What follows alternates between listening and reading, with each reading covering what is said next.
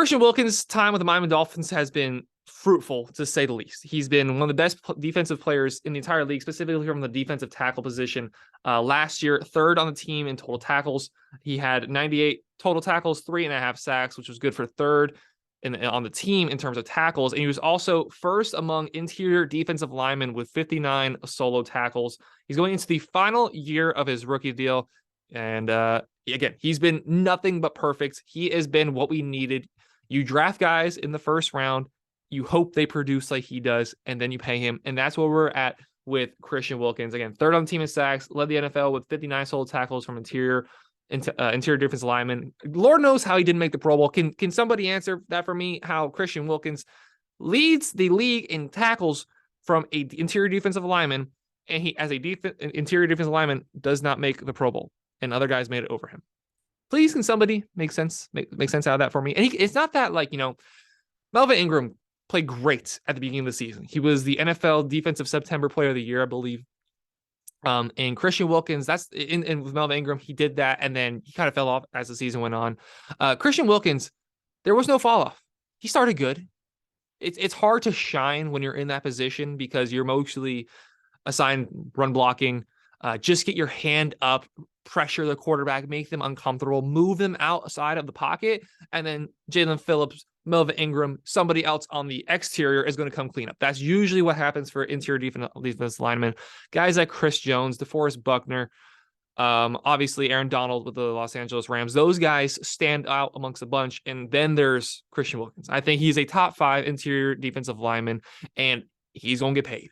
He's going to get paid. Miami Dolphins kind of sort of hinted at the fact that they are working on getting him extended. Don't want a situation where he's going into the final year of his deal. He's, unaware. He's unsure about where he lies with the team. Looking at Lamar Jackson this year, we don't want a situation where, and I'm not saying that this is exactly what Lamar did, but we don't want a situation where, he gets an injury and then the rest of the season, he's like, okay, well, do I play? Because I'm risking a lot of money by going out there and playing where I get myself hurt. I'm shooting myself almost literally in the foot when it comes to my payday. You look at what interior defensive linemen are making. Obviously, Aaron Donald's gonna be the most. He's making $31 million. But then those guys I just talked about, DeForest Buckner, Leonard Williams, even. Come on. We're talking Leonard Williams. We're talking Christian Wilkins. Leonard Williams, DeForest Buckner, Chris Jones. They're making in the $20 to $21 million range. So what does that mean for Christian Wilkins?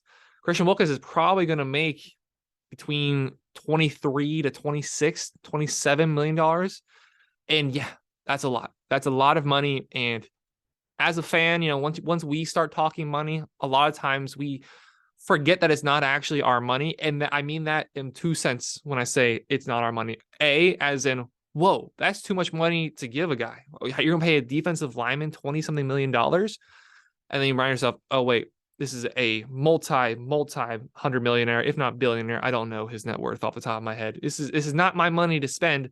So if we have the money available, give it to our great players. Give it to our team, one of our team captains, one of the highest, one of the best guys to have in the locker room as well as on the field. So we forget it's not our money, and sometimes we're too stingent to get to pay people out that deserve it because that money's got to go somewhere. And then on the other side of the coin, just trying to throw out money wherever. You're looking at like, oh, let's go get Saquon Barkley. Let's go get Jimmy G as a backup quarterback. Let's just throw money at every free agent like we're playing Madden and see what sticks. Like, it's not what you like Madden where you can just bid all across the board at all the free agents and then you hit advanced week and then you'll see who actually signed and then you just slap it again to the next. Like, that's not how this works. You have to be a lot more calculated. So wherever you are on the coin, just remember, it's not your money. And it's about to be Christian Wilkins' money because Christian Wilkins is going to get a handsome paycheck by one team or the other. And I don't want him going to I don't want this going beyond this season and having to use a franchise tag on him. We had to play Mike Gesicki on the franchise tag this year. And I'm sure that was something that was looming over his head the entire time was what's going to happen after the season? Am I going to get an extension? Is it going to be 2 years? Is it going to be 4 years? Is it going to be $6 million? Is it going to be $16 million? You want your players to be as carefree going onto the field as they possibly can be. So Christian Wilkins, we need to see him get taken care of as soon as possible. Again, third on the team in total tackles, 98. First in the league in solo tackles from a defensive lineman at 59. One more than second place. Again, just incredible player. And I don't want to pay him Aaron Donald money, that $31 million when you're paying Tyreek Hill. But also salary cap is a myth. Salary cap is going up. It's going to be to $224.8 million this upcoming season, and it's going to continue to go up. It's gone up every year since 2020. Obviously, 2020 took a really nosedive because of the lack of revenue with COVID, lack of people in the seats. So that means obviously not buying tickets, they're not buying jerseys at games, they're not buying food at games. There's so much money that goes into game days, and they're not getting the parking passes sold. The Dolphins had all this going on, but it's an average over the league. So I think Seattle had no fans in the stands for a very long time. That averages in with the Dolphins actually having fans, charging ridiculous prices for parking. That goes into consideration for the salary cap. A little salary cap lesson for you guys from somebody who I would never claim to be the smartest NFL mind in the room. But that, as far as I'm aware, that's the case.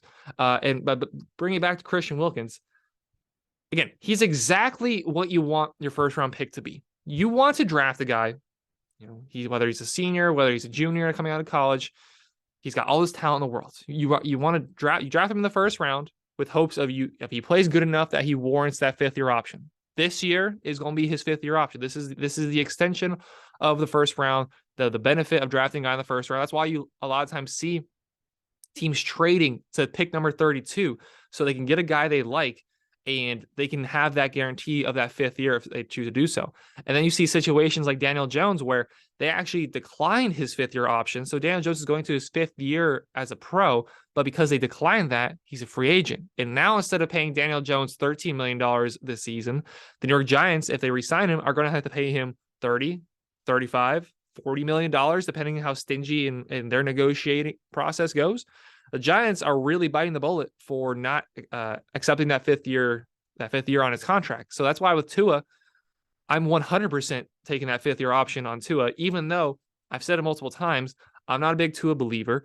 I don't think he's the long-term answer. I would like us to pursue guys like Derek Carr in replace of Tua this season. But I understand that, okay, if he balls out next year, gets us, goes on a little playoff run, gets us to the Super Bowl, wins us the Super Bowl. If you decline his 5th-year option, oh, dear God, how much money are you going to pay him? How much money is Jalen Hurts about to get? He was a 2nd-round pick. He's going into his 4th year. So they're going to have to pay Jalen Hurts after this year. And it ain't going to be cheap. It's going to be like $60 million. Christian Wilkins, thank God we got him in the 1st round. He's done exactly what you want from him. You want him to come in and produce from day one. He did that. You want him to continue to get better. He's done that. He was the best defensive lineman in the entire AFC. Interior defensive lineman, in my opinion, he was the best interior defensive lineman on par with Chris Jones. There's not a lot of competition other than Chris Jones in the AFC at defensive line. There's a lot of talented guys, but I think that's the cream of the crop, AFC interior offensive line, Christian Wilkins and Chris Jones. Have Chris in your name, you're probably a good defensive lineman in the AFC. You draft him, he's great. He's great day one. He continues to get better. That's exactly what Christian Wilkins has done.